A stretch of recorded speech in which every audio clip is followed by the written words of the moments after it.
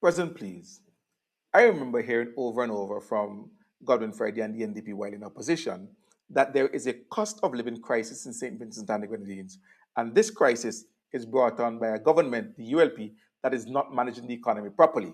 And if you elect them, they will manage the economy better and get rid of the cost of living crisis.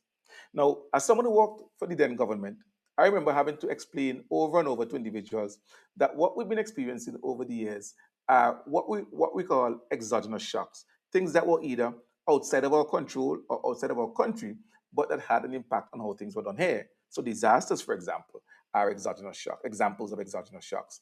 Wars, examples of exogenous shocks. COVID-19, example of exogenous shocks. But they weren't having it. They pushed the narrative that the prices that we were seeing, the increases, whether it's in oil and so forth, was the ULP's fault. And you must vote them, they will sort it out.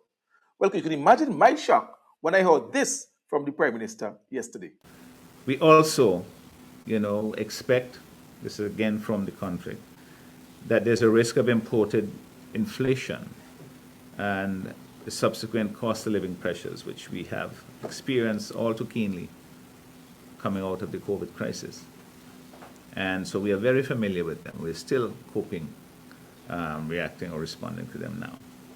And so this situation that has developed in the war in the Middle East is something that is going to create serious problems for us, potentially, with because so much of the stuff that we use is imported. And when the cost goes up in the countries where they are being made and the shipping situation creates greater concerns, that is imported here, and the price, it's essentially imported inflation. Imagine this. Godwin Friday actually now telling Vincentians whom he lied to, that we have been experiencing all too keenly imported inflation since the COVID crisis, and we've been dealing with it. He's saying it now.